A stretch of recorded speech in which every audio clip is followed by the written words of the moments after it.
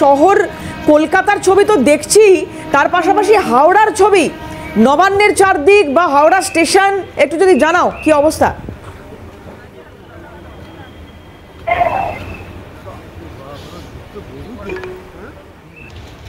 দেখো, একদম তোমাকে জানিয়ে রাখি, রাতভর টানা বৃষ্টিতে জলমগ্ন হাওড়া শহরে কমপক্ষে 25 থেকে 26টা ওয়ার্ড জল দাঁড়িয়ে গেছে।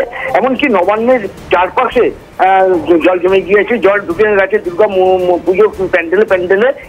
এই ঘটনাগুলো উদ্বিগ্ন পুজো সংগঠনরা। তবে তোমাকে জানিয়ে রাখি, একদিকে যেরকম হাওড়া পৌরসভার একাধিক ওয়ার্ডে জল জমে গেছে, এর পাশাপাশি টিকিয়াপাড়া কার্শে রেল থেকে জমে গেছে জল, যার কারণে কিন্তু ব্যাহত হয়েছে লোকাল থেকে দূরপাল্লা ট্রেন চলাচল। তবে রেল সূত্রে খবর যেটা জানা যাচ্ছে যে বিভিন্ন দূরপাল্লার ট্রেন বিভিন্ন স্টেশনে কিন্তু তারা দাঁড়িয়ে আছে, তারা কিন্তু ঠিক সময় কিন্তু হাওড়া স্টেশনে আসতে পারছেন না। আর সকালে হাওড়া থেকে নির্ধারিত সময় ট্রেন ছাড়েনি, এমনটা কিন্তু রেল সূত্রে খবর।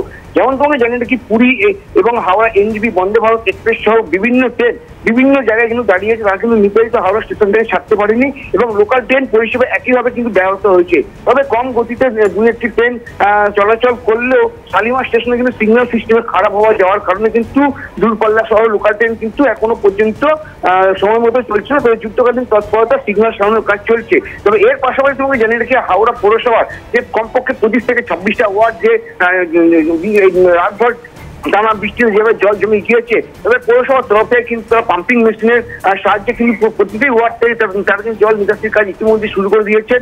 এবং যেটা জানা গেছে পৌরসভার সূত্রে খবর, যে হাওড়া পৌরসভার সূত্রে খবর যে জানা যাচ্ছে যে 70টি পাম্পের ব্যবস্থা করা হয়েছে।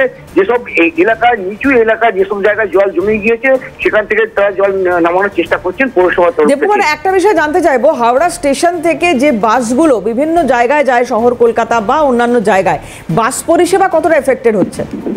দেখো, বাস সকাল থেকে যে ছবি আমরা দেখতে পাচ্ছি, যে হাওড়া স্টেশন থেকে যে কলকাতামুখী যে গাড়িগুলো যায় সেগুলো কিন্তু ঠিক সময় যেতে পারছে না, যেহেতু কলকাতায় একাধিক জায়গায় কিন্তু যে রাতভর টানা বৃষ্টিতে যেভাবে জল জমে গিয়েছে, সেক্ষেত্রে কিন্তু অফিস যাত্রী থেকে শুরু করে রেল যাত্রীরা কিন্তু একটা চরম ভোগান্তির আশা দেখা দিয়েছে। তারা নিজস্ব কর্মস্থলে যাবে কি করে সেদিকে কিন্তু আছেন। এর পাশাপাশি তারা কিন্তু যেটা জানাচ্ছেন যে এই যে টানা বৃষ্টিতে যেভাবে জল জমে গিয়েছে সেক্ষেত্রে কিন্তু একটা বড় সমস্যার মুখে পড়েছেন অফিস যাত্রীরা। ধন্যবাদ। দেখুন,